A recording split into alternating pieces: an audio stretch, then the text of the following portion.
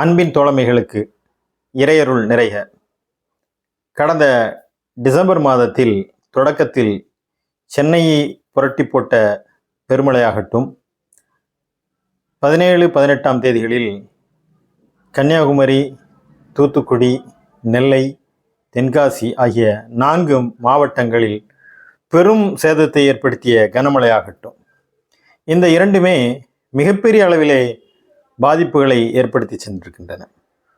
இந்த பாதிப்புகளின் போது அரசு பல்வேறு வகைகளில் உடனடியாக களத்தில் சென்று மீட்பு பணி மேற்கொண்டதுடன் அதற்கு பிறகு மக்களுடைய மறுவாழ்வு பணிக்காக சில திட்டங்களை அறிவித்திருக்கிறது. வெள்ள நிவாரண நிதியை தமிழ்நாடு அரசு யாரெல்லாம் இதிலே பாதிக்கப்பட்டிருக்கின்றார்களோ அவர்களுக்கு, குடும்ப அட்டைதாரர்களுக்கு 6000 ரூபாய், ஒரு ரேஷன் அட்டைக்கு 6000 ரூபாய்.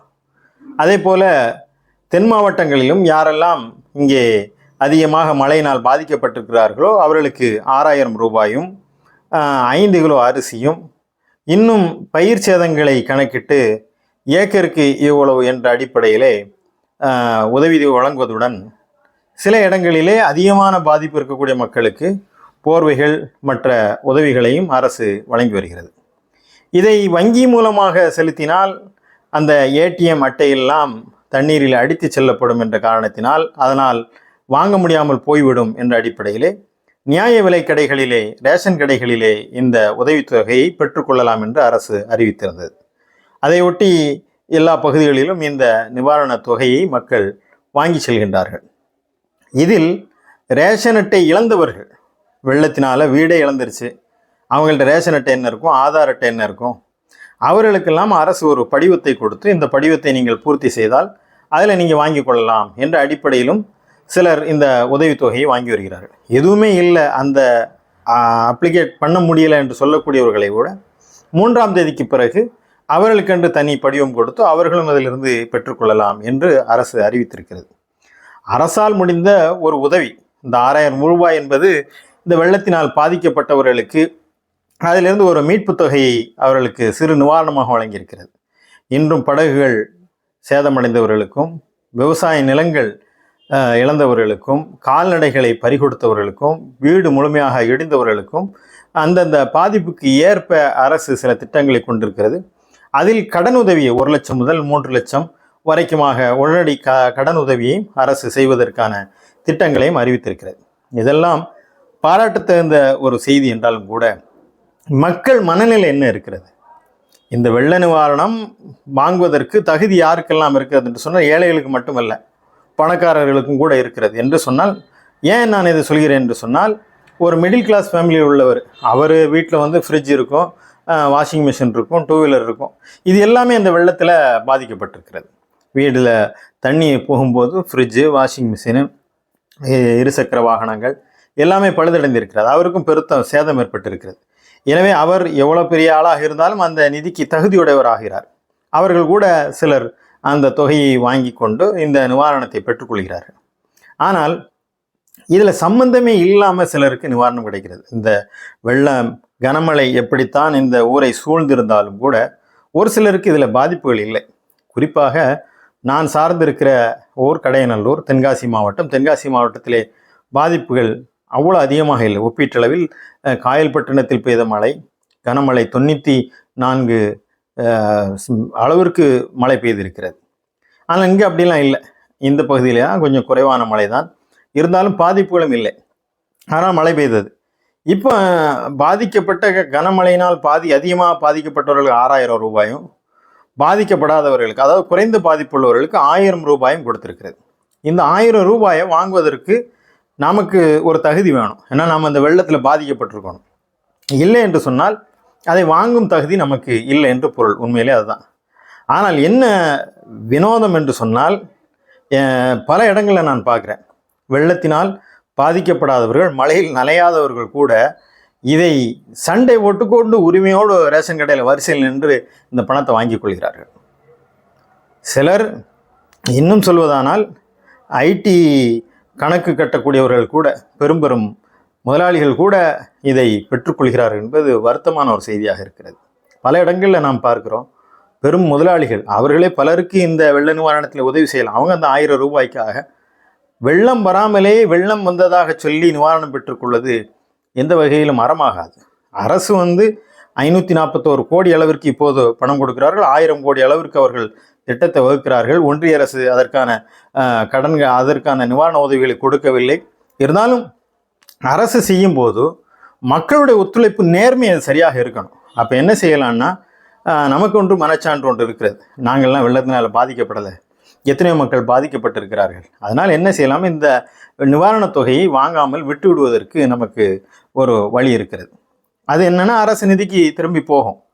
ஆனால் இல்லை, இதில் வேறு வகையிலே இந்த நிதி பயன்படுத்தப்படும், அல்லது இதில் யாராவது இதில் எடுத்துக்கொள்ள முடியும் என்று கூட சிலர் நினைக்கலாம். ஆனால் இங்கே ரேகை வைத்து முறையாக ஆதார் இதெல்லாம் வச்சு தான் கொடுக்குறாங்க. ஆனால் அப்படி ஒரு ஐயம் எழுமானால் இன்னொரு வழியும் இருக்கிறது எனக்கு தெரிந்தவரை. என்னென்னா, இதை நீங்கள் வாங்கிட்டீங்கன்னாலும் வாங்கிவிட்டு இந்த தொகையை யாரெல்லாம் நிவாரணத்தினால் வெள்ளத்தினால் பாதிக்கப்பட்டிருக்கிறார்களோ அவர்களுக்கு நீங்கள் இந்த தொகையை கொண்டு சேர்க்கலாம்.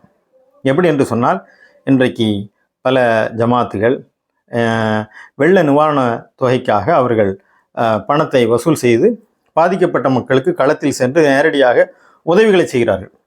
அப்போ இந்த நிவாரணத் தொகையை நீங்கள் வழங்கலாம்.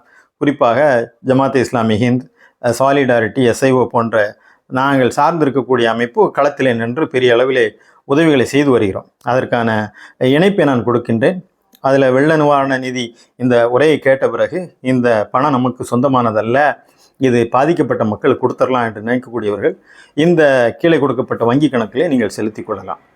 ஏன் இதை சொல்கிறேன் என்று சொன்னால், வருகின்ற வருமானமும் கொடுக்கின்ற செலவும் இறைவனிடம் கணக்கு காட்ட வேண்டியிருக்கிறது. உழைக்காத முதலாக நமக்கு தொடர்பில்லாத ஒரு பணம் நம்முடைய வருமானத்தில் கலந்து விடக்கூடாது. அதனால தான் முஸ்லீம்கள் ஹலால் ஹராம் என்று சொல்வார்கள். இது வெறும் சாப்பாட்டில் மட்டும் இல்லை, உணவில் மட்டுமல்ல, பொருளீட்டுவதிலும் ஹலால் ஹராம் இருக்கிறது. எனவே இந்த வெள்ள நிவாரணம் நமக்கு வெள்ளத்தில் நனையாமலேயே இந்த பாதிப்பு ஏற்படாமலே இந்த நிவாரண உதவி கிடைக்கிறது என்று சொன்னால், ஒன்று அதை விட்டுவிடலாம், அல்லது அதை வாங்கி இந்த வெள்ள நிவாரணத்தில் சேர்க்கும்போது மிகப்பெரிய பாதிப்படைந்திருக்கிறார்கள். வீடு இழந்தவர்கள், மிகப்பெரிய அளவிலே சேதமடைந்தவர்களாம் இருக்கிறார்கள். அவர்களுக்கு இந்த உதவி சென்று சேர்வதற்கு நீங்கள் வழிவகை செய்யலாம். அடுத்து இன்னொரு செய்தி, மக்களுடைய மனநிலைக்காக நான் சொல்கின்றேன். மக்கள் எப்போதுமே உதவியை பெறுவதிலே ஆர்வம் காட்டுகிறார்கள், ஆனால் உதவுவதிலே பெரிய அளவில் ஆர்வம் காட்டுவதில்லை. இன்றைக்கு நம்முடைய தொண்டர்கள் எல்லாம் களத்திலே இறங்கி 2015 பெருவெள்ளத்தின் போதெல்லாம் நாங்கள் எல்லாம் களத்தில் சென்று பார்த்தோம். அப்போ என்னென்னா, நாம் உதவி செய்யக்கூடிய அளவுக்கு நம்ம போகும்போதும் அங்கே உள்ள இளைஞர்களும் இருக்கிறார்கள், திடகாத்திரமானவர்களும் இருக்கிறார்கள். அவர்களும் தம்பி வாங்க, நீங்கள் இதில் வாங்க, நீங்களும் சேர்ந்து இந்த பகுதியில் பணிபுரியலாம் என்றால் வருவதற்கு தயாராக இல்லை. பாய் நீங்கள் பார்த்துக்கிறங்க. அப்போ நாம் இப்போ எந்த அளவு பயன்படுத்துகிறான்ட்டு சொன்னால், வாங்க பாய், மேலே செகண்ட் ஃப்ளோரில் கொஞ்சம் ஆள் இருக்குது, அங்கே ஓட்டி கொடுங்க. தம்பி இது உள்ளே கொண்டு கொடுத்துருப்பா. இல்லை பாய், பாம்பெல்லாம் கிடக்கும், நாங்களும் அந்த பாம்பில் தானே உள்ளே வர்றோம், கழுத்தில் நீர்லான உள்ளே வர்றோம், உள்ளே போயிட்டு கொடுங்க என்று சொன்னால் அவர்கள் தயாராக இல்லை. எல்லோருமா சேர்ந்து இந்த வாங்குவதை ஜொமேட்டோ பாய் மாதிரி நம்மளை பயன்படுத்தி கொள்ளக்கூடாது.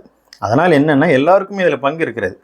எல்லோருமே தங்களை தற்காத்து கொள்ள வேண்டும். இது முஸ்லீம்கள் வருகிறார்கள், களத்துக்கு வருகிறார்கள், உதவி செய்கிறார்கள் சொன்னாலும் அந்த பகுதியில் இருக்கக்கூடிய மக்கள் அவர்களும் வரக்கூடிய இந்த வாலண்டிஸோட கைகோர்க்க வேண்டும். வாங்க, எங்கள் பகுதிக்கு வந்திருக்கின்றீர்கள், நாங்களும் உங்களிடம் இருக்கின்றோம், நீங்கள் ஒரு 10 பேர் வந்திருக்கீங்க, நாங்கள் ஒரு 5 பேர் வரோங்க, வாங்க, நாங்கள் உள்ள இடம்லாம் தெரியும், நாங்கள் கூட்டு போகிறோம் என்று சொல்லி அவர்கள், ஆனால் அப்படிப்பட்டவர்கள் மிக குறைவாக இருக்கிறார்கள். எனவே இந்த நிவாரணப் பணிகளிலே நாமும் முழு வீச்சுடன் ஈடுபட வேண்டும். அதே போல ஆவணங்கள் இழந்தவர்களுக்கு உரிய நிவாரணம் கிடைப்பதற்கான வழிவுகளையும் அரசு செய்து தர வேண்டும். குறிப்பாக ஒரு செய்தி, முஸ்லீம்கள் ஏன் களத்தில் நிற்கிறார்கள், அவர்களுக்கு இதில் விளம்பரம் அல்லது அரசியல் அல்லது பணம் இதெல்லாம் கிடைக்குதான்றா இல்லை. இறை நம்பிக்கை, நாளை மறுமையில் இறைவனிடம் நமக்கு இதற்கு கூலி உண்டு என்ற அந்த இறை நம்பிக்கை தான் அவர்களை இவ்வாறு களத்தில் இறங்கி பணி செய்ய தூண்டுகிறது. மக்கள் சேவையை இறைவனுக்கு செய்யக்கூடிய சேவை என்ற அடிப்படையில் தான் முஸ்லீம்கள் இவ்வாறு களத்திலே பெரும்பகுதி ஒப்பீட்டளவில் இருக்கிறார்கள்.